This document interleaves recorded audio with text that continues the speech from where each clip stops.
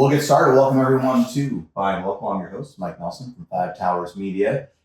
Joined by a group today, so a little bit of a different format than what we've been doing. And we're going to be talking about the auto show that is put on each year by Cornell's Auto Parts, and as well as Folds of Honor, who is the recipient of the proceeds from that event. And got an interesting story to tell, sounds like. So I'm really excited to hear the details. So why don't we go around, if you want to just go ahead and introduce yourself first, and we'll start there. Yeah, my name is Ron Pastino. I did 30 years government service, 6 years in the U.S. Army and 24 in New York State Police, 18 of which in special operations.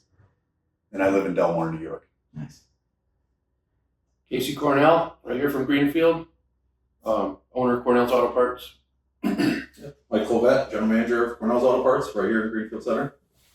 Sean Wilcoxon. I am here, I guess, for three different ways. I am operations director at Performance Industrial, owner at Tinny's Tavern, and Folds of Honor board member. Very nice. So, I think maybe let's start with just talking about the auto show. Obviously, this is, how many years have you guys been doing it now? This is our fourth one. Fourth year? Yep. So, give us kind of the rundown on the auto show itself, like what it is, what it does, why you do it. Well, we do it all for charity. We were doing small things for like the Franklin Community Center. The first one started out as, and then it kind of just grew. And each year we wanted to pick a different charity to give back locally. But it kind of just started as like a get together. Like when we first started it, we didn't know if it was just going to be the employees showing up. I mean, I think we ran out of food. Like we're just like, oh, well, if the employees bring the car, we'll at least have 20, 30 cars and we could just all hang out like a company gathering. And then it literally blew up the first year. So second year, we started planning a little bit earlier. Second year was triple the size of the first year. So, and then last year, we raised a lot of money for the Folds of Honor, but we had rain. So I said, let's run it back. I think we can double what we raised last year, which is $10,500. And let's try it. Hopefully, fingers crossed, nice sunny weather, and we get the cars and the people who show up. And as far as, I was thinking about this on the way down here, as far as the fundraising aspect of what you guys do, how are you raising funds? Is it just through sponsorships? Do people donate day of? How does that work? It's multiple. So a lot of it comes from sponsorships. And then, we charge for registration of cars, all that goes to it. Food, all the food goes towards it. T-shirts, we sell T-shirts, 50-50, which the last few years people have been giving back their 50-50 they've won. They've given the whole thing. So it comes from all different aspects of it. So Very nice. Sponsorships have come out early this year. They've already been producing very well. We've got sponsors all the way up in northern New Hampshire. Friends of ours from up there sponsor the car show from their campground. So it's pretty cool. Yeah. And who are some of the folks that are sponsoring so far? we have Clearstream Campground, of course, Tinny's, Performance Industrial. They always help show out for us. We have Lee and Nissan Saratoga. Camelot came on board, donated the lanyards. Nice. Novice is going to donate all the T-shirts, Novice clothing.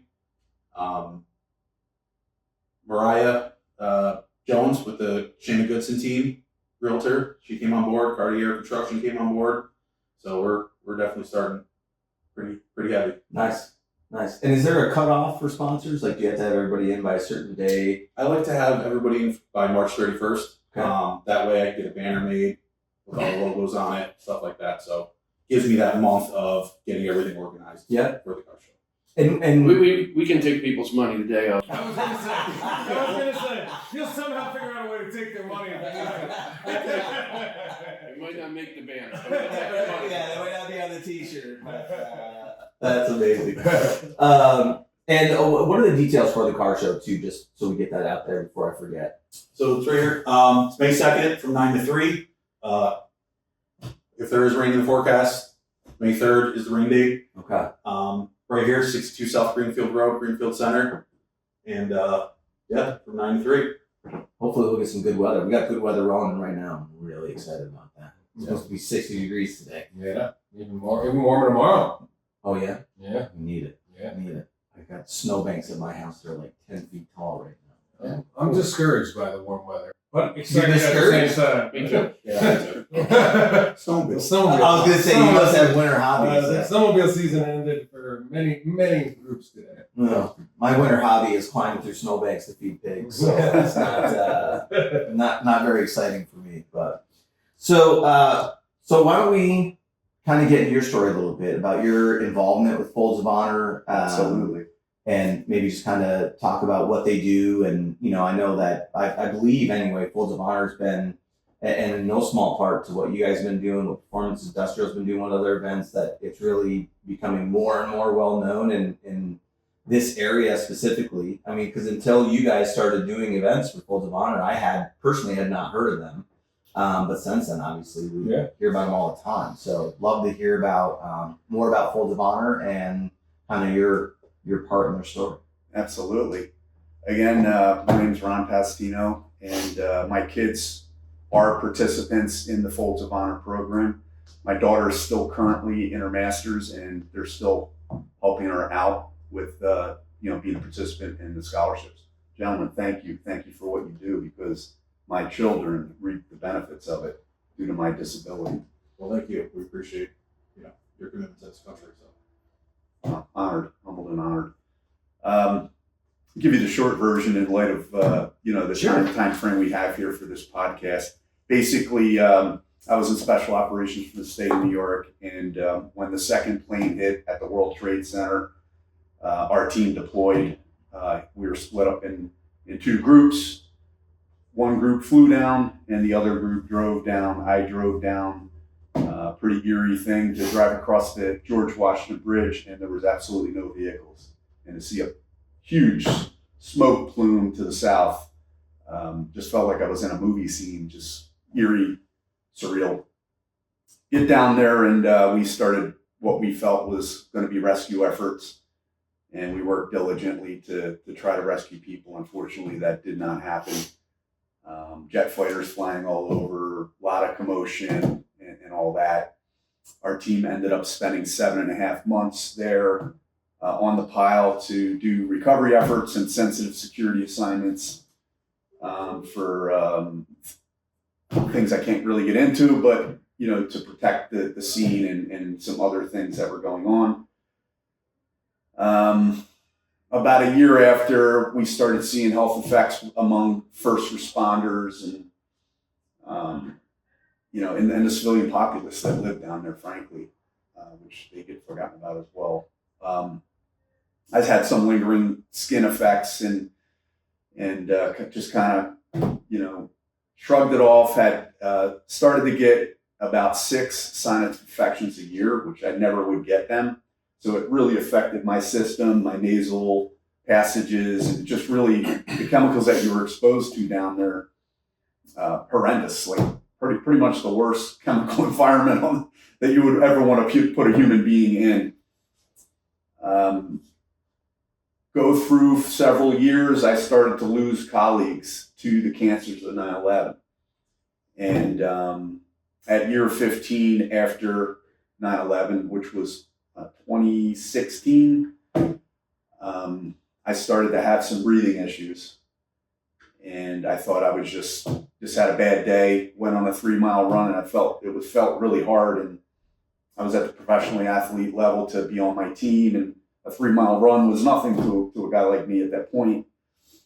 And I just shrugged it off. The following day, I tried to run another 3 miles at the SUNY Albany Loop down where my office was, and just felt ill. Went to see my personal doctor, did a myriad of just general deep dive tests. He felt it was my heart. And the CAT scan came back that my heart was great, but on the periphery lungs of the CAT scan, there was lung nodules. And it really made me take a step back, like, hey, I've never smoked. I'm the epitome of health. I knew immediately, by losing a bunch of colleagues already, that it was from 9/11. Ended up down in New York City, found a top pulmonologist down there, put me through another CAT scan and a PET scan. And bottom line is he said, we got to get you into surgery like yesterday because you definitely got a lung disease, but you probably have lymphoma cancer because all my lymph nodes were popping up hot on the PET scan. So within a week, I was back down there at a surgery number 1. They took a bunch of tissue samples, and they validated my lung disease from 9/11. Couldn't rule out cancer, so they had to go in through a more invasive surgery a few weeks later, to where they took a quarter of my right lung out and all my lymph nodes because they were popping up hot for cancer. Ultimately, they ruled it out. They said I was the worst inflammation case they've ever seen in history at that hospital for my lungs. So at that point, major surgeries back to back within a month and a disease. I had to make a decision. Do I stay in the state police, which they would have took care of me, or do I retire and see what retirement's about? Because I had enough time to retire. And I heard retirement was pretty good. But I, to be straight up, I was not ready to retire. I was 45 years old, living the dream at the tip of the spear, saving lives daily with my team.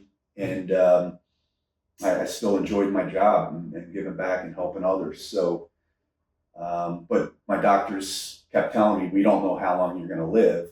And with me analyzing all the colleagues that I have already lost, I had to make a decision to do what's best for, number one, the agency, because I can't be in command of a scene and make a bad decision because I'm not breathing right and I'm not thinking straight.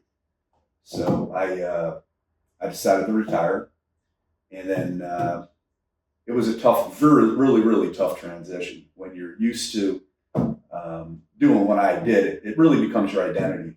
I mean, and you get used to the adrenaline and the go part of it, and to go to a screeching halt, it's like a light switch that goes off. So basically, I went through 2 years of darkness, basically, to transition.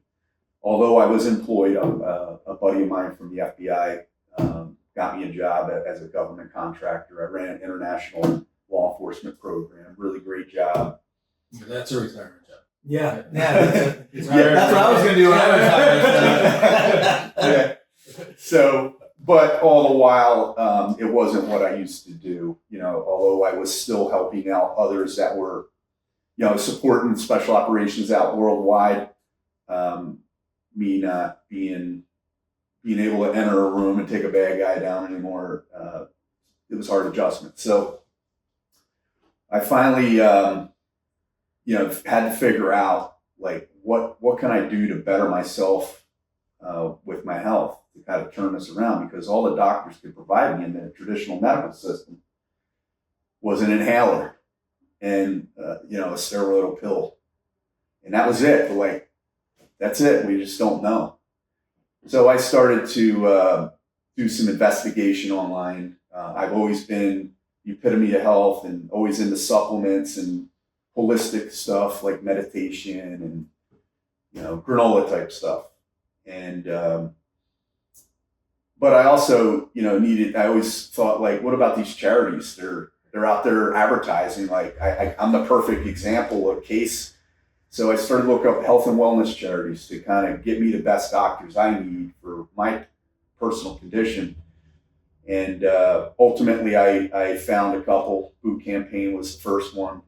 They took me under their wings and got me to some of the best doctors on the planet, and helped me out with my PTSD, brain treatments, and help give me the doctors to kind of balance out and create homeostasis in my body to create a healing process. Additionally, while this is happening, again, I lost a lot of salary when, I was made pretty good money in the state police at my level. When you retire, it's not the same amount of money. And, it just was very difficult at the time. And I started looking up, as my twins were about to go to college, looking up scholarships for my kids. And I came across Folds of Honor, and I reached out, and the New York branch took me under their wings, and my kids under the wings, applied, and we got them through 4 years of college. And my daughter's still in her master's, so they've been very helpful to take the financial burden off number one, my kids, and then myself, because I feel an obligation to take care of them as well.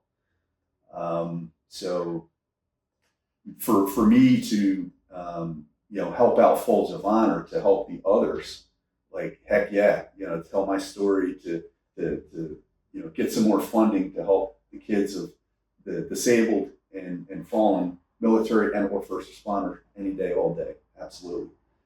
So that's basically it. I pretty much did every treatment on the planet, and the last big one was stem cells, mesenchymal stem cells, which come from umbilical cords and medical waste. Basically, they throw that stuff out after a birth. To a guy like me, that's gold. Those cells are processed, and ultimately I end up having 7 treatments in about 2 years, and pretty much reversed my lung disease for Yeah. Well, that was going to be my question: is do you still have ongoing battles as far as your health goes outside of like normal aging? I'm not like I used to be. I am pretty much optimized the best I can be for the condition I've been through. It also affects your brain. I told you I had some brain stuff go on when you're exposed to those chemicals, but also beyond the World Trade Center. 18 years on call, losing 4 teammates, shootings and stuff like that you're around and part of affects. You end up getting PTSD. So I still am in prevention mode of that stuff. I have everything under control, and that is a result of the holistic means and treatments. The hippies were right. They were freaking right. You guys were right. Yeah. So Hey, look, for anybody, you disabled vets and first responders out there, it's about prevention. It's about getting control of what your condition is, and then it's about prevention. So I take a myriad of supplements daily, and do certain workouts and meditations and go to certain doctors to prevent this from flaring back up, and to prolong my life. Now, I made a pact, I tell my kids this: I'm going to be the first 9/11 disabled responder to live to 100 to prove that you can overcome the adversity and still win this. And I'm not going to let the terrorists kill me. And I'll leave it at this: the World Trade Center, 9/11, this year will be the 25th year. It is the longest acting killing terrorist event in history. It is still killing to this day. Somebody, there was a colleague last week from the state police that died. So just imagine all the NYPD, the FDNY, the civilian populace that live down there. Kids have died from diseases. So just keep that, in the back of your head of the amount of people that died on the day. Fast forward 25 years, the amount of people that died after has now surpassed the amount of people that died the day of. Wow. So I love helping and guiding 9/11 responders that have sicknesses. I get calls from all over the country now and around the world. A lot of the burn pits, the military burn pit people, same thing. You're exposed to all those chemicals and stuff. They're having the same disease. So I guide them through a toolbox approach. Not one treatment's going to be, work. You got to have a culmination of your screwdriver, your hammer, your wrench, and using that collectively to create the healing process in your body. So that's what my winning recipe is, and I kind of pass that on to disabled folks to kind of guide them to get them to the right holistic doctors around the world.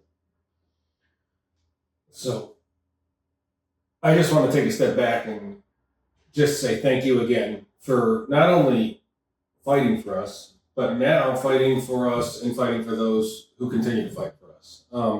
Ron just explained what Folds of Honor did, but I'm going to just take a step back and start with what Folds of Honor is, and maybe tell the story so that they can understand. But Folds of Honor started a national organization, and if you haven't heard of it, go online, see the video about it. But it was about somebody that was on a plane. Dr. Dan Rooney, Lieutenant Dan Rooney was on a plane landed, and fallen soldier had to be let off the plane first. And in the moment, he wrote a book about it, and it's just so touching that, that moment of the fallen soldier, someone that dies fighting for us to have the freedoms that we have, it did something in him, and he started in Folds of Honor, started from it. And then what he talked about was that person is gone, but their family still has to go on, their wife still has to go on, their mother, brother, sisters, they still have to go on. He wanted to make sure that the legacy of that person that died for us or is permanently disabled for us goes on, and that we support them. So Folds of Honor is a national organization. New York State has a chapter now. I wasn't on the original chapter. Tommy O'Connor, our board president, got involved with it. I got a chance to cater. I was in food service, got a chance to cater the first concert at a local school in Loudonville. And I heard a story from a Gold Star mother and never looked back. I said, how do I get involved? How do I help? So we raise funds to give scholarships to military and first responders that are either permanently disabled or paid the ultimate sacrifice and died for us. So your children have had a chance to receive scholarships every year that they've gone to school because of your battle and because of your fight and because of what you continue to do for us today. And so the fact that we're sitting here in a small town in upstate New York with a private business owner that's willing to say that, because of his business, because of that support, last year you sent 2 people to college for a year, like over 2 people, because you raised the money of 2 scholarships. And now this year wanting to double, that's 4 scholarships. Small town, upstate New York. That's amazing. It's amazing. It's honestly amazing. The fact that you give back, the fact that you're going to be here speaking on that day to connect with others so that who knows who's going to be in that crowd that day. Like, what if it's somebody that's battling this that might have a chance to connect with Ron because he's here giving back to raise money for this. And so it makes me emotional to hear about it, to talk about it. But I believe in the world that we live in today, the battle that's going on right now, there's nothing more important to then remember that people are out there fighting for our freedoms, fighting for that time that we have and giving back. And so thank you very much. And Folds of Honor, thank you very much. Because like anything, we're competitive people too. And we want to fulfill every single scholarship request in New York because of 9/11, because of the fact that we live in New York State and it's our responsibility to fill New York State first. We, at times, don't fulfill a New York State every year. And the amount that are applied for, we don't have the funds to fulfill them every year. More and more every year with 9/11 continuing to happen and first responders being such a large group on top of military, our goal is to fulfill every one of those applications. And it's with all this help that we are going to, drive our goal to get there. Mm. So how can they apply for this? Foldsofhonor.org. Foldsofhonor.org. I would say 2 things. Go on, apply. But, they can contact you. They can contact you. They can contact Ron. They can contact me. We're out there. We're on social media. Our names, our phone numbers. It's always when you apply, I tell everybody, contact one of us. Let us send national word. This is somebody we know. They're from our backyard. If you're not from our backyard, you're from downstate or whatever, somehow you see this, contact one of us because we want to hear from you. We want to hear your story. We want to fight on behalf of you to get that scholarship. No one doesn't deserve it, but the sad fact is that we don't have enough to give to every single one, right? So there's not a single not deserving person, but National has to make the hard choice. And now I will say that National doesn't just say, if it wasn't raised in New York, you can't get it. National will do everything they can to take funds from wherever they can to try to fulfill everyone national. So it's not like if we don't raise it here, there's no chance. But reach out to us with foldsofhonor.org. Amazing. I didn't realize, I shouldn't say didn't realize, it didn't occur to me, or I hadn't thought about the fact that 9/11 is still ongoing, right? Like people are still suffering, but like, I mean, we talk about it, we hear about it, you know, every year I don't want to say celebrate, but we recognize the anniversary of it. But you know, you don't think about all the people that are still dealing with it. It's a heavy price to pay. It's the real deal. Yeah. And it's truly affecting families still. I lost a close buddy of mine 8 months ago to cancer. Yeah. Local up here, actually, trooper. Yeah. So, and in regards to filling out that application for Folds of Honor, it's pretty simple actually. Online, yeah.